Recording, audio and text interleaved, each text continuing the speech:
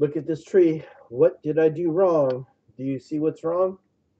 Sketches in the geometrical set. We're not supposed to put that there again because when I go and make a pad, it's going to warn me, telling you it is not a good idea to do this practice. But you're the boss. It will follow your directions. You say okay, and it will make a solid, and everything appears to be fine. I've gotten burnt by this because I just thought to myself, well, it's working, so I'm just going to keep going.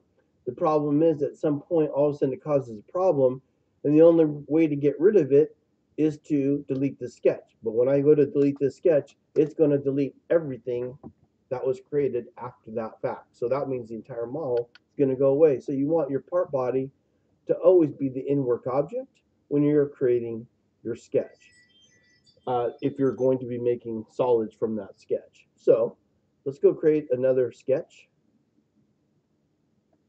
Slide this down. We have done circles, 3-point circles. Let's try using coordinates. Again, you can select F1 to follow the directions on how to do this. You get a circle definition asking for a center point and a radius. I literally don't even have to go down here. I could just type in 2 and 2, and radius is 1. Hit OK, and it just creates that. Went over 2, up 2, created a circle with a 1-inch radius.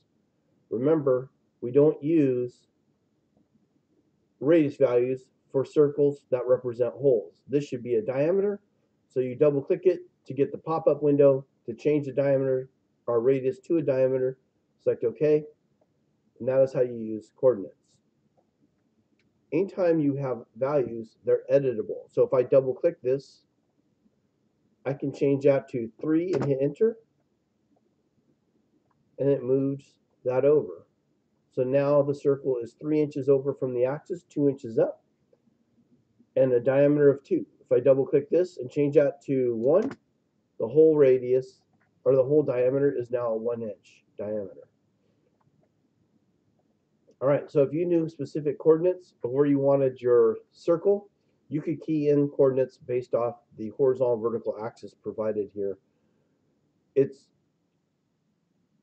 off, H is on the Y and V is on the Z. So when you exit out, your horizontal vertical is based on whatever axis you use. If you use XY, X will be the horizontal.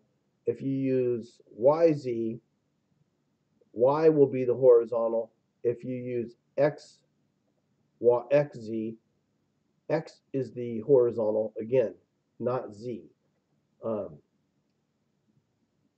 X is the primary axis vector. Y is the secondary axis vector. Z is a tertiary axis vector, as you learned in your geometry class way back when in junior high and high school. So if I select X, Y, and click on this, you'll notice that X goes down and Y goes this way, which is weird to me because horizontal is going down and horizontal should be going side to side. So for me, I have to fix that by hitting normal to view.